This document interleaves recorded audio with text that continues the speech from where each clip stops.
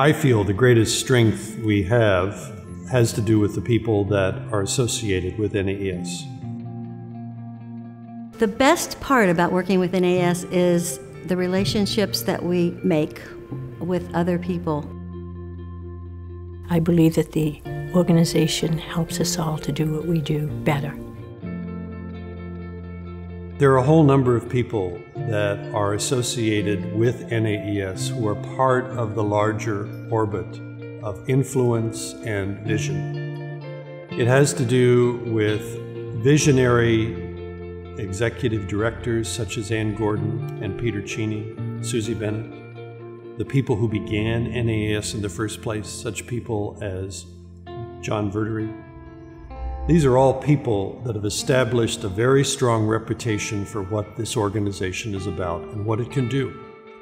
And so we are the beneficiaries of that. We started Cathedral School in 1957 in San Francisco. And so because of that, I was obviously interested in the Episcopal Association. And at that time, there was no NAES. It was in fact called the Episcopal School Association.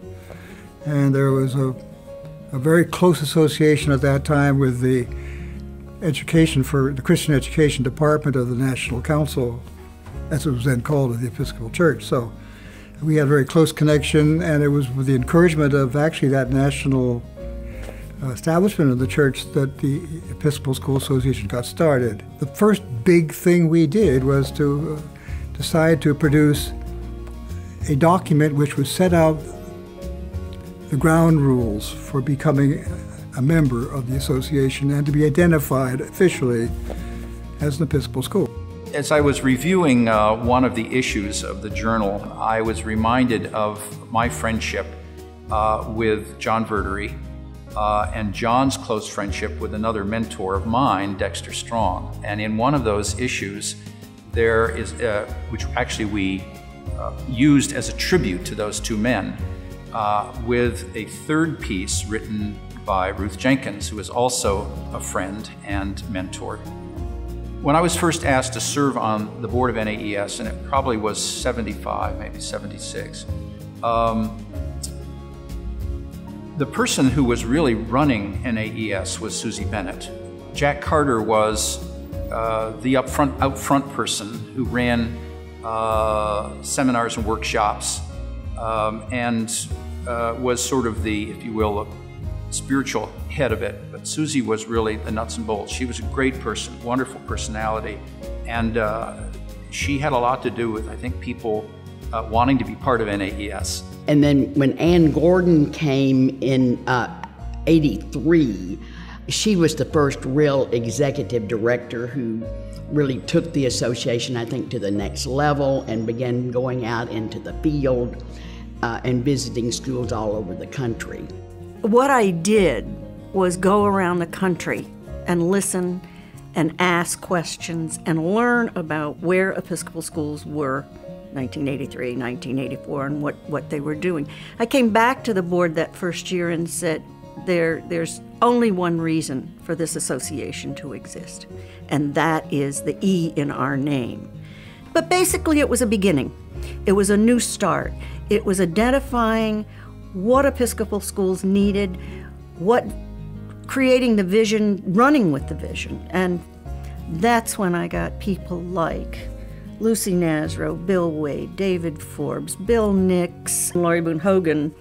These are people that helped this vision come alive by their, first of all, their basic understanding of what we wanted to do, and secondly, their willingness to put in the energy to create those publications. There was a big gray notebook called the Church School Relations Notebook, and it was a loose leaf, so that we could add to it, and that was the beginning of putting into words and articulating for schools what our standards were, what we needed to be governed by, how we needed to reflect the ethos of the church in all of these situations. I think working on what it means to be an Episcopal school meant everyone really was working hard on excellence in education, but the whole business of moral development. And in early childhood, We are trying to help children learn how to get along with each other, how to care about each other, how to get in a group, how to be a group member. All early childhood was trying to do better with chapel, and that meant how to be a part of a bigger group where you could think about God's world and how you were a part of it. One of the things that we wanted to accomplish is to grow the support for NAES. And you know, when you grow support for NAES, you grow support for Episcopal schools. I think the work of NAES has grown larger and broader and able to provide more services for our schools, which ultimately serves, of course, our students. Probably the two most common taglines for NAES are, "We serve those who serve Episcopal schools." The other famous tagline we have is what we call excellence through association. I always felt as though, as both chaplain and head of school, that the support that I got professionally for the ministry that I was trying to carry out was very real and very meaningful to me. Our availability was so important. You know, when they needed us, they needed us. During my time, the consultative dynamic of NAES grew a lot, particularly under Jonathan Glass's leadership. Anyone who knew and worked closely with Jonathan will attest to the fact that he was an incredible human being. He had an enormous impact for good on the association. One of the most important things that we do is provide language for our schools to talk about what does it mean to be an Episcopal school. We provide principles of good practice, a whole series that has emerged over the past 8 years on anything from leadership transitions to chapel and worship to equity and justice. But the memorable part to me was the focus on governance and leadership. And to me that is critical because we have new leadership coming into our schools. And to me that helped to solidify our relationship, church and school. Well, I think all of the schools, they are schools of faith. So faith is a very, very important thing. Chapel, religious study, living out faith in the community, in the school community and in the wider community daily. And one of the most exciting things that I experience working with our staff is their constant attention to how can we do this better? How can we better serve our schools and make this organization of greater value to them? Episcopal schools are unique and wonderful places, and I think helping a leader be able to speak about what makes an Episcopal school different, how the Episcopal identity of the school really defines the place, is really important. I think that our ongoing challenge is to, again, help schools maintain their holistic approach and focus on the formation of human beings and not so much on creating a widget, which is not what children are.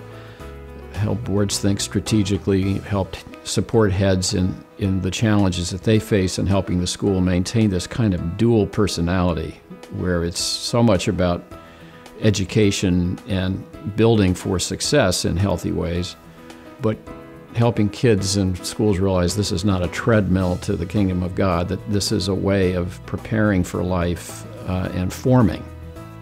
I'm aware that it did not stop when I left the office, thank God. So I just see the organization as having gotten better and better at what it does.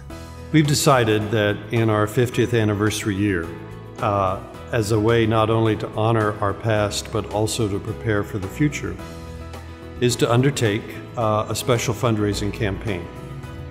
It is a tremendous effort on the part of all of our schools, particularly given the fact that the bread and butter of this campaign are smaller donations rather than bigger donations from a few individuals.